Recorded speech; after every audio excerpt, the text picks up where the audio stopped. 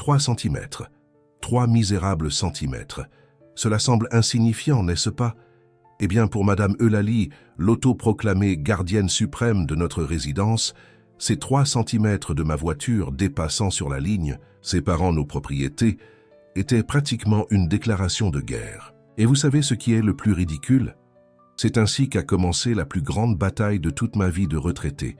Qui aurait cru qu'à 72 ans, je deviendrais la rebelle de la résidence Les Jardins d'Acacia? J'étais là, un paisible, dimanche matin, savourant ma tisane à la camomille, tout en faisant des mots croisés quand j'ai entendu des coups frapper à la porte. Pas des coups normaux, vous comprenez? Ces coups furieux, comme si quelqu'un essayait de démolir la porte avec ses phalanges. Je me suis levé, j'ai ajusté mon peignoir, parce que l'apparence est tout dans cette résidence d'apparence. Et j'ai ouvert la porte pour me retrouver face à Madame Eulalie dans toute sa splendeur matinale. « Bonjour, Madame Eulalie. Il s'est passé quelque chose ?» demandai-je, feignant de ne pas remarquer que son visage était plus rouge qu'une tomate mûre. « Il s'est passé quelque chose? Il s'est passé quelque chose ?» répéta-t-elle, comme si j'avais posé la question la plus absurde de l'univers. « Vous savez très bien ce qu'il s'est passé. Votre véhicule envahit ma propriété. Je suis ici pour exiger qu'il soit retiré immédiatement. » Je confesse que j'étais confuse. Ma voiture était parfaitement garée dans mon garage. Du moins, c'est là que je l'avais laissée la veille au soir après être rentré du loto. Eulalie, percevant ma confusion, m'attrapa le bras. Oui, m'attrapa le bras, et me traîna pratiquement dehors, toujours en pyjama, pour me montrer la scène de crime. Là se trouvait ma Fiat Uno 1998, bleu ciel, ma fidèle compagne de plus de 2 décennies, apparemment en train de commettre le crime odieux de savoir une partie de la roue arrière quelques centimètres au-delà de la ligne qui séparait nos propriétés. Je n'en croyais pas mes yeux, ou plutôt ce que je ne voyais pas, car j'ai dû mettre mes lunettes pour apercevoir le fameux « crime ». « Vous voyez ça? Vous voyez ça ?» criait presque Eulalie, tout en pointant le sol comme s'il y avait un cadavre là. Sincèrement, Madame Eulalie, j'essaie de voir, mais c'est alors qu'elle sortit, et je n'invente rien, un mètre ruban de la poche de son peignoir, impeccablement repassé. Qui, au nom de tous les saints, garde un mètre ruban dans la poche de son peignoir à 7 heures du matin un dimanche? Seule Madame Eulalie. 3 centimètres et demi, annonça-t-elle, comme si elle révélait le code d'une bombe nucléaire. Votre voiture est exactement 3 centimètres et demi au-delà de la ligne de démarcation de ma propriété. C'est une violation claire de la section 8, paragraphe 12, alinéa C du règlement de copropriété.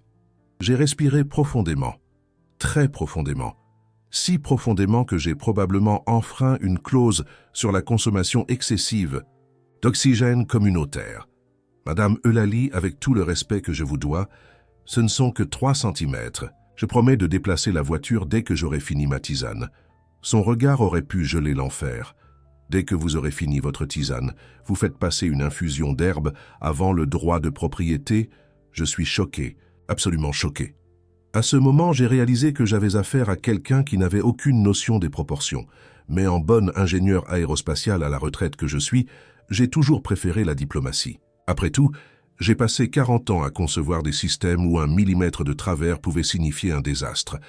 Je comprends l'importance de la précision, mais ça, c'était ridicule. Excusez-moi, Madame Eulalie. Je vais déplacer la voiture tout de suite. Je suis entré chez moi, j'ai pris mes clés et j'ai déplacé la voiture. Pas seulement à l'intérieur de la ligne. Je l'ai complètement rentrée dans le garage. Problème résolu, n'est-ce pas? Faux. Le lendemain matin, j'ai trouvé une enveloppe officielle du conseil syndical dans ma boîte aux lettres. À l'intérieur, une amende de 200 € pour, je cite littéralement, « invasion territoriale automobile et non-respect délibéré des délimitations de propriété privée ». Avec cela, il y avait une photo de ma voiture, avec une flèche rouge indiquant la roue transgressive, et une signature fleurie de Madame Eulalie Rigoteau, présidente du conseil syndical de la résidence Les Jardins d'Acacia. C'est là que j'ai compris. Il ne s'agissait pas de 3 centimètres. Il s'agissait de pouvoir. Et Madame Eulalie était décidée à l'exercer sur nous tous, pauvres mortels qui osions respirer le même air de résidence qu'elle. J'ai payé l'amende. Bien sûr. Que j'ai payé. Après tout, j'ai toujours été une citoyenne exemplaire. Je n'ai jamais eu de contravention routière. J'ai toujours déclaré mon impôt sur le revenu correctement. et j'ai même rendu une monnaie rendue en trop au supermarché une fois. Mais quelque chose en moi, quelque chose d'endormi depuis de nombreuses années, a commencé à s'éveiller. Un sentiment rebelle que je n'avais pas ressenti depuis les années 70, quand je manifestais, cachant des tracts dans mon sac. La guerre venait tout juste de commencer, mais je ne le savais pas encore. 3 jours après la fameuse invasion territoriale, j'ai reçu une autre visite matinale de Madame Eulalie. Cette fois, le crime était encore plus odieux. Ma poubelle était visible depuis la rue. Madame Helena, vous savez que c'est une violation de la section 4, paragraphe 7 de notre règlement. Aucun récipient destiné au stockage des déchets ménagers ne doit rester visible depuis la voie publique après 18 heures la veille du jour de collecte, récita-t-elle, comme une prêtresse entonnant des textes sacrés. Mais Madame Eulalie, aujourd'hui est le jour de collecte des ordures. J'ai mis la poubelle tout de suite pour le camion qui passe à 8 heures. Il est 7h45, Madame Helena. Vous avez mis votre poubelle dans la rue 15 minutes avant l'heure autorisée. Les règles existent pour une raison. Et voilà une autre amende, 100 € pour exposition prématurée de déchets ménagers. Qui aurait cru qu'un jour je serais mise à l'amende pour avoir exposé prématurément mes déchets ménagers? Ma fille a failli s'étouffer de rire quand je lui ai raconté par téléphone. « Maman, c'est du harcèlement, tu devrais la dénoncer. » Mais à qui? Eulalie était l'autorité suprême de la résidence. Elle avait transformé le conseil syndical en son petit royaume tyrannique, où son livre de règles, un tome plus épais que la Bible et beaucoup moins miséricordieux, était la loi suprême. La situation n'a fait qu'empirer les semaines suivantes. J'ai reçu des amendes pour ma boîte aux lettres étant peinte en rouge cerise au lieu du rouge colonial, approuvé par la résidence. La différence? Imperceptible à l'œil humain ordinaire. Mon climatiseur dépassant de 1,5 cm au-delà de ce qui est autorisé par la façade. Mes orchidées sur le balcon, constituant une pollution visuelle excessive et non approuvée. Mon paillasson contenant la phrase « Entrez et soyez heureux » au lieu de simplement « Bienvenue », violant ainsi la cohérence esthétique textuelle de la résidence. À chaque nouvelle amende, cette flamme rebelle en moi grandissait. J'ai commencé à faire de petites recherches. J'ai découvert, par exemple, que Madame Eulalie mettait des amendes sélectivement.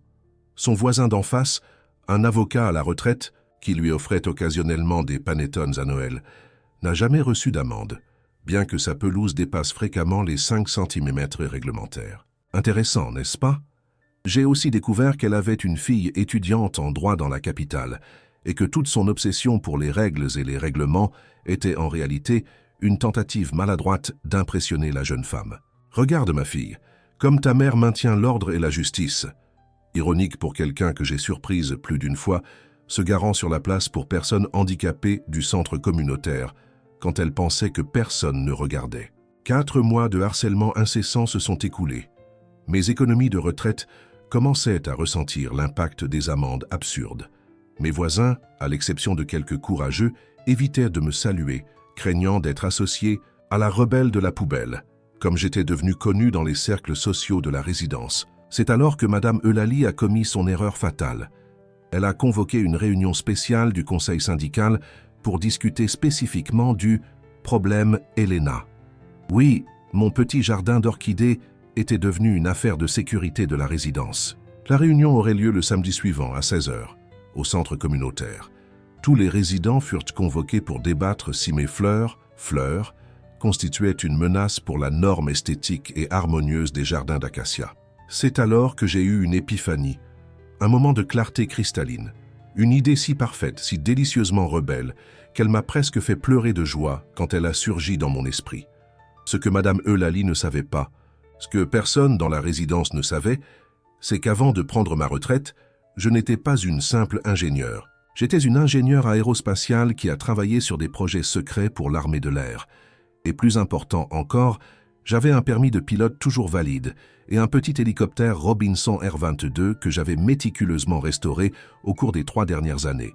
Oui, un hélicoptère. Mon projet de retraite, mon hobby, ma passion secrète, gardée dans un hangar à 30 km de là, mon petit Robinson n'avait jamais atterri dans la résidence car, franchement, l'idée ne m'était jamais venue. Mais maintenant, j'ai vérifié le règlement de copropriété, ce tome biblique que Madame Eulalie brandissait comme une arme. J'ai lu chaque page, chaque paragraphe, chaque virgule, Et comme je le soupçonnais, il n'y avait absolument aucune mention d'aéronef. Pourquoi y en aurait-il? Quelle personne saine d'esprit inclurait une interdiction des hélicoptères dans le règlement d'une résidence résidentielle? Le plan était formé. Pendant que tout le monde serait à la réunion discutant de mes orchidées rebelles, j'exécuterais ma propre révolution aérienne. Cette semaine-là, j'ai fait tous les préparatifs. J'ai vérifié le permis, inspecté l'hélicoptère, calculé méticuleusement la zone nécessaire pour l'atterrissage dans mon jardin arrière. Étant une ingénieure à la retraite, la précision était mon point fort. Mon jardin mesurait exactement 14 mètres sur 18 mètres, plus que suffisant pour le petit Robinson, avec une marge de sécurité confortable. Le samedi de la réunion, je me suis habillé avec soin. Pas pour aller à la réunion, pour ce qui allait suivre.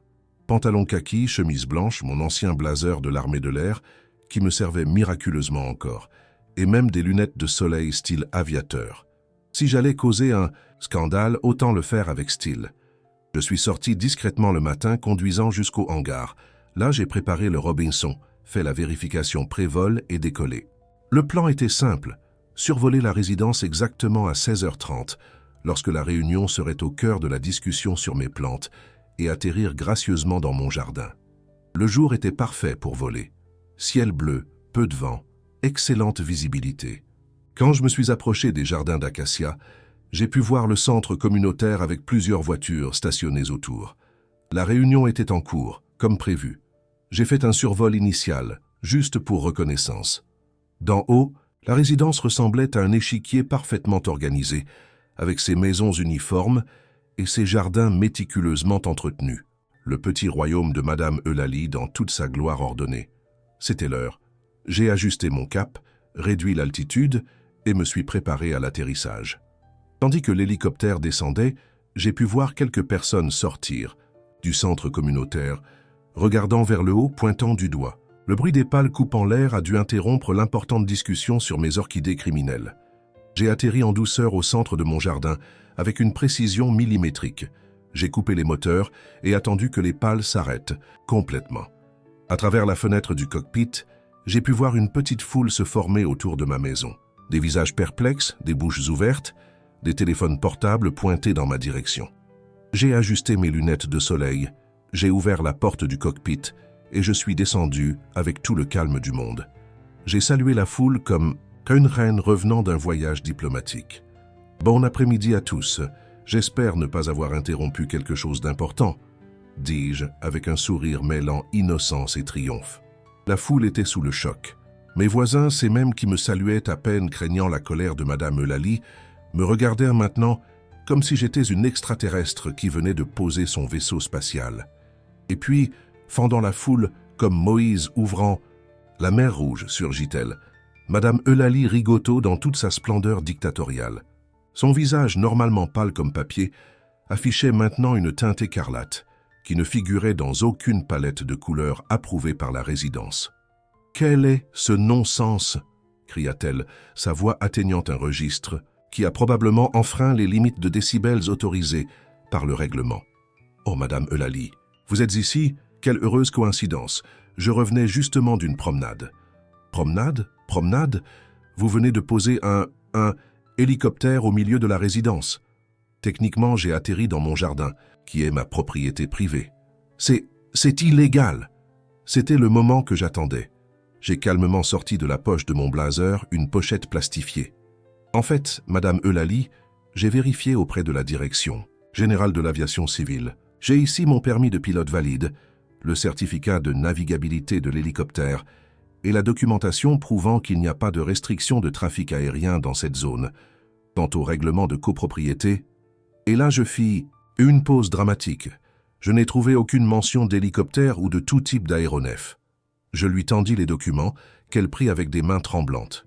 Ses yeux parcoururent les papiers, cherchant clairement une faille, une virgule qu'elle pourrait utiliser contre moi. C'est absurde. Un affront. Un atterrissage parfaitement légal, Madame Eulalie. À moins, bien sûr, que vous ne vouliez argumenter que mon hélicoptère est 3 cm au-dessus de la ligne, séparant une propriété. Dans ce cas, je serais heureuse de l'ajuster. C'est alors que quelque chose d'inattendu s'est produit. Du fond de la foule, quelqu'un commença à applaudir. Puis un autre, et encore un autre. En quelques secondes, une ovation spontanée se forma. Mes voisins n'étaient pas horrifiés. Ils étaient émerveillés. « Mon Dieu, Madame Helena, vous êtes pilote d'hélicoptère? Quelle machine magnifique! Je peux prendre une photo? Vous faites des tours ?» La manifestation de soutien prit Madame Eulalie complètement au dépourvu. Elle regardait stupéfaite d'un côté à l'autre, comme si elle ne parvenait pas à traiter ce qui se passait. Son petit royaume était en franche rébellion. « Ça ne va pas en rester là », parvint-elle finalement à dire, avant de faire demi-tour et de marcher vers sa maison, marchant d'un pas si lourd qu'elle a probablement enfreint un règlement sur le bruit en zone résidentielle. Ce soir-là même, j'ai reçu plus de visites qu'au cours des 5 dernières années réunies.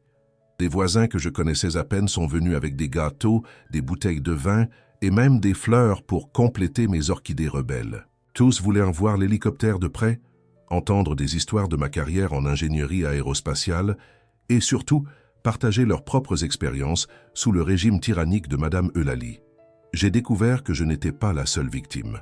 Monsieur Joachim, un gentil monsieur de 80 ans, avait été mis à l'amende parce que son chat, oui, son chat, traversait occasionnellement le jardin de Madame Eulalie.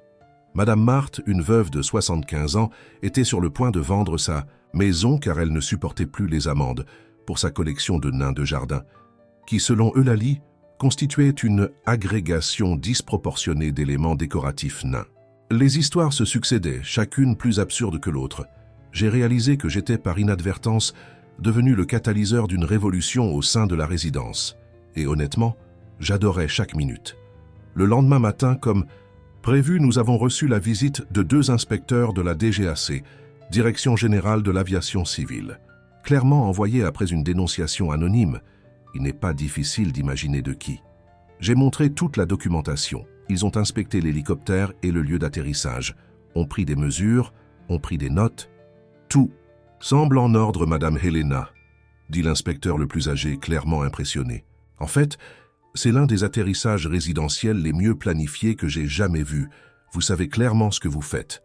L'inspecteur le plus jeune m'a même demandé de voir de près le travail de restauration que j'avais fait sur le Robinson. J'ai passé une demi-heure à lui montrer les détails techniques, pendant que Madame Eulalie observait par la fenêtre de sa maison, imaginant probablement quelle section du code pénal elle pourrait invoquer contre moi. La contre-offensive est venue 2 jours plus tard. Une notification de réunion extraordinaire du conseil syndical pour discuter et voter un amendement au règlement interdisant explicitement l'opération d'aéronefs dans les limites de la résidence. La réunion aurait lieu le vendredi à 19 h. Pendant cette semaine-là, quelque chose d'extraordinaire s'est produit. Sans aucune organisation de ma part, les résidents commencèrent à se mobiliser. De petits groupes se réunissaient dans les jardins. Des conversations animées avaient lieu dans les espaces communs. Pendant 15 ans, depuis la fondation de la résidence, Madame Eulalie avait gouverné d'une main de fer, cultivant une atmosphère de peur et de délation. Maintenant, cette structure de pouvoir commençait à s'effondrer. Quand vendredi arriva, le centre communautaire était bondé. Les 64 propriétaires étaient tous présents, un record absolu pour toute réunion du conseil syndical. Madame Eulalie semblait nerveuse, chose rare pour elle.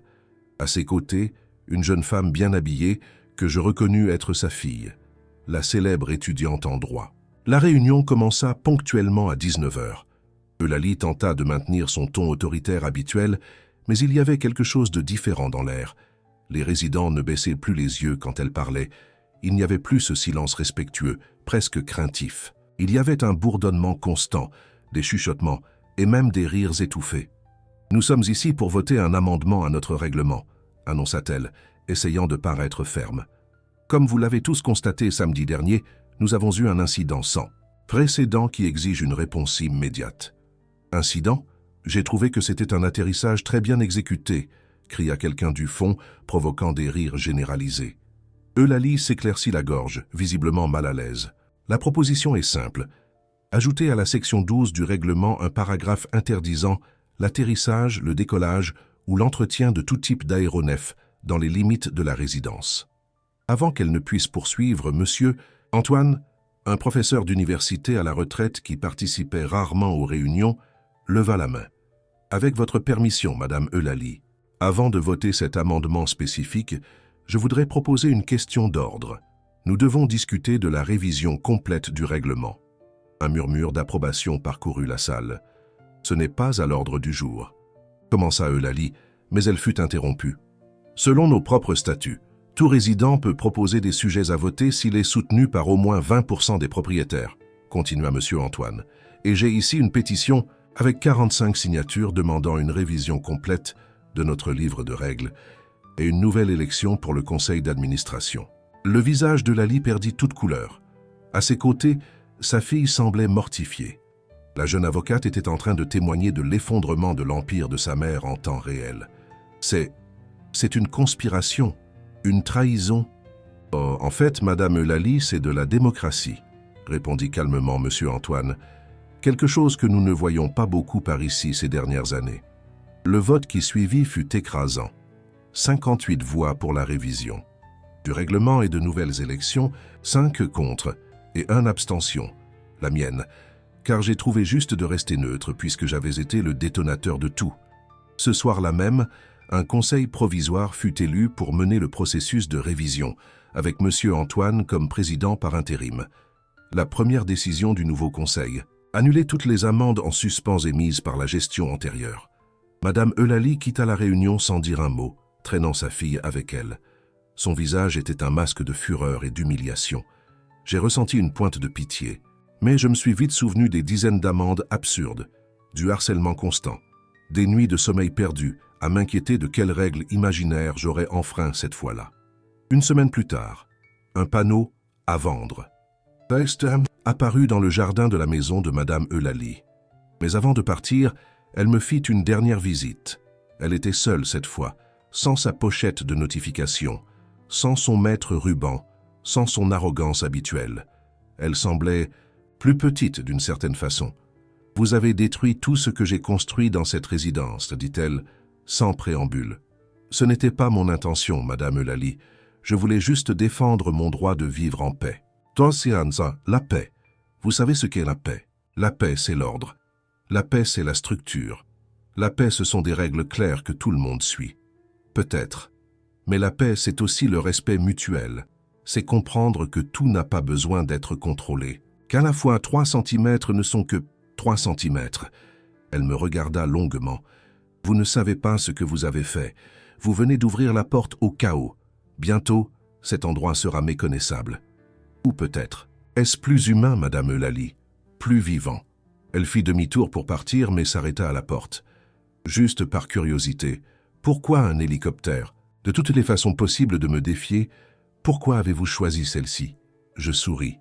Parce que vous avez passé 15 ans à regarder vers le bas, mesurant des centimètres sur le sol. J'ai pensé qu'il serait bon de vous forcer à regarder vers le haut, vers le ciel. Il y a beaucoup plus d'espace là-haut. Elle ne répondit pas, sortit simplement et ferma la porte. Ce fut la dernière fois que je la vis. Les semaines suivantes, la résidence Les Jardins d'Acacia connut une transformation remarquable. Le nouveau règlement, approuvé à une large majorité, n'avait que 5 pages, contre les 87 de la version précédente.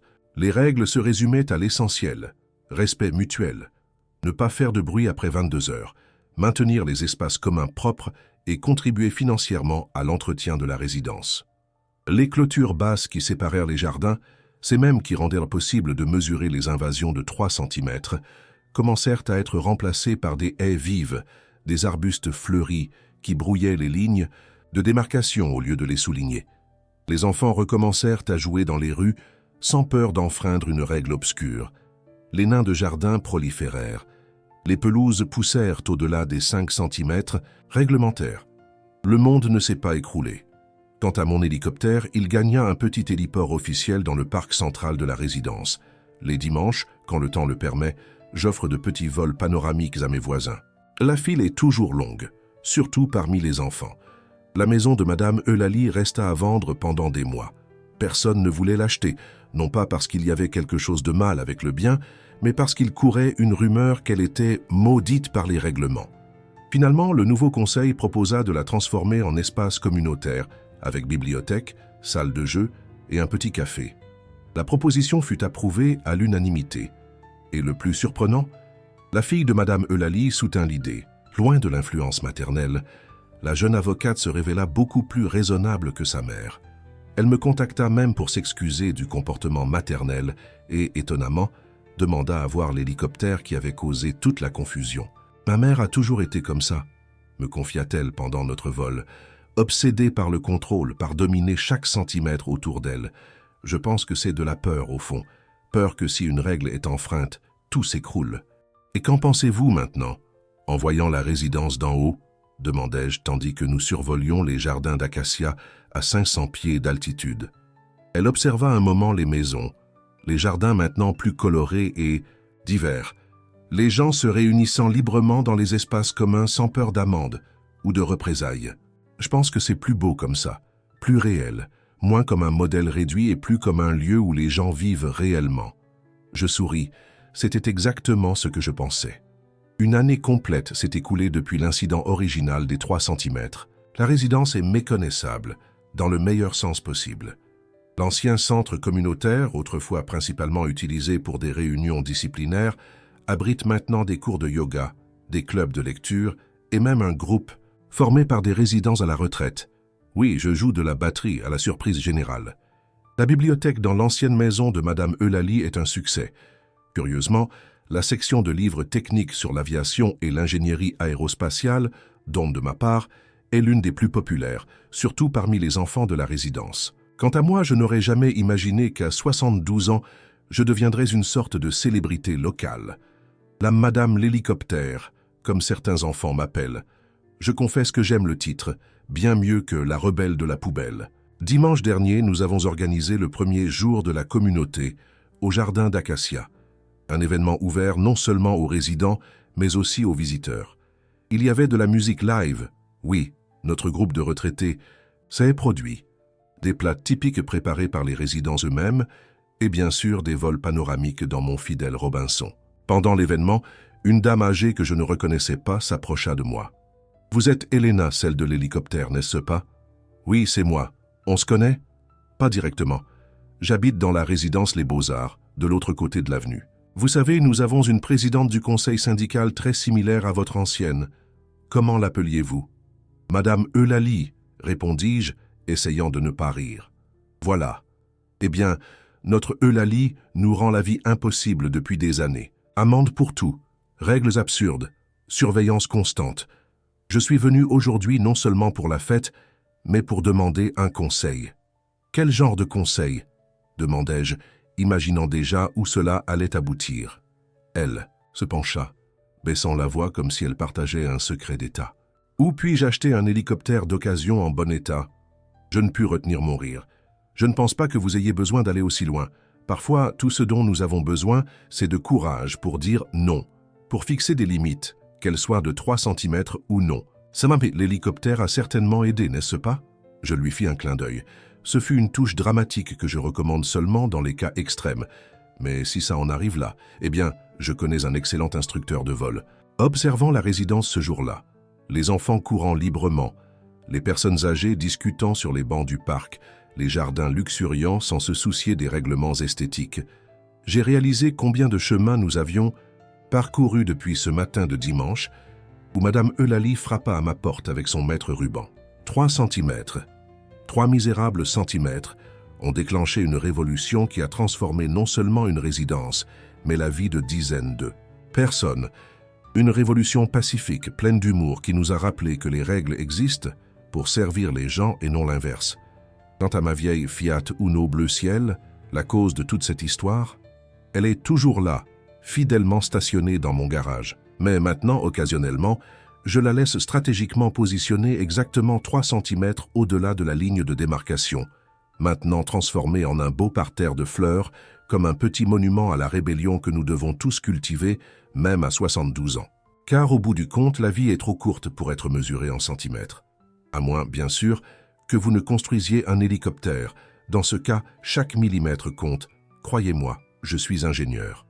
Et s'il y a une leçon que j'ai apprise dans ce voyage inattendu, c'est qu'il ne faut jamais, jamais sous-estimer une dame de 72 ans avec des connaissances en ingénierie aérospatiale et un sens aigu de la justice. Nous pouvons sembler inoffensives avec nos tisanes à la camomille et nos mots croisés, mais quand elles sont provoquées, Eh bien, disons que nous savons comment faire une entrée triomphale.